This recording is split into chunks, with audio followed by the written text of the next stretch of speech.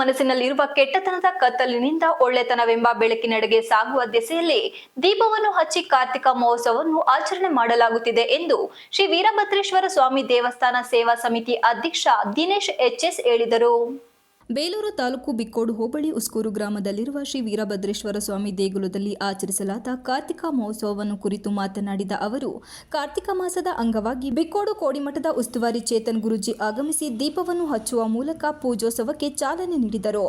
ಈ ಪವಿತ್ರ ಮಾಸದಲ್ಲಿ ನಾಡಿನೆಲ್ಲೆಡೆ ವಿಶೇಷ ಪೂಜೆಯನ್ನು ನಾನಾ ದೇಗುಲಗಳಲ್ಲಿ ನೆರವೇರಿಸಲಾಗುತ್ತಿದ್ದು, ಭಗವಂತ ಎಲ್ಲರಿಗೂ ಒಳಿತನ್ನು ಮಾಡಲಿ ಎಂದರು.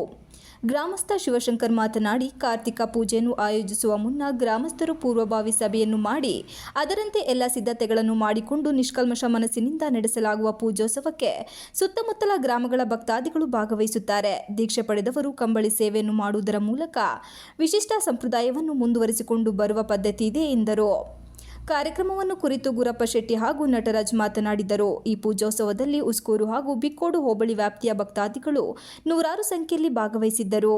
ದೀಪವನ್ನು ಹಚ್ಚಿ ನಾವು ಬೆಳಕಿನೆಡೆಗೆ ಸಾಗುವಂತಹ ಒಂದು ಸೇವಾ ಕಾರ್ಯಕ್ರಮ ಪ್ರತಿ ನಮ್ಮ ಭಾರತ ದೇಶದಲ್ಲಿ ಪ್ರತಿಯೊಂದು ಗ್ರಾಮದಲ್ಲಿ ಇಂಥ ಭಗವಂತನ ಸನ್ನಿಧಾನದಲ್ಲಿ ಕಾರ್ತಿಕ ಮಹೋತ್ಸವದ ಕಾರ್ಯಕ್ರಮ ನಾವೆಲ್ಲ ಮಾಡ್ತಾ ಇದ್ದೇವೆ.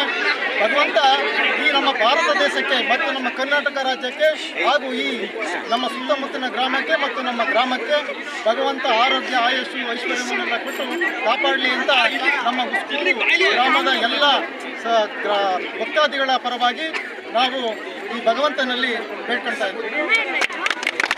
ವಿಜೃಂಭಣೆಯಿಂದ ನಡೀತಾ ಇದೆ. ಉಸ್ಕೂರು ಗ್ರಾಮದಲ್ಲಿ ಪ್ರತಿ ವರ್ಷ ನಡೆಯುವಂತಹ ಕಾರ್ಯಕ್ರಮಗಳು ಬಹಳ ವಿಜೃಂಭಣೆಯಿಂದ ನಡೀತದೆ. ಕಾರಣ ಊರಿನಲ್ಲಿ ಎಲ್ಲ ಗ್ರಾಮಸ್ಥರು ಕೂಡ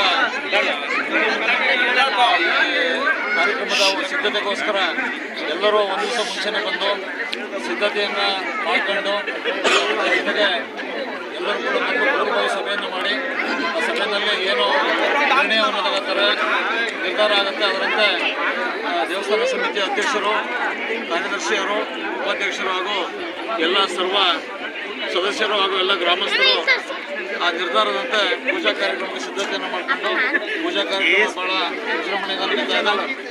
ಬಂದಿರುವಂಥ ಉಸ್ಕೂರು ಗ್ರಾಮಸ್ಥರು, ಭಕ್ತರು. Ranjith Kumar, KS TV 46 Malenadu news, ಅರಳ್ಳಿ.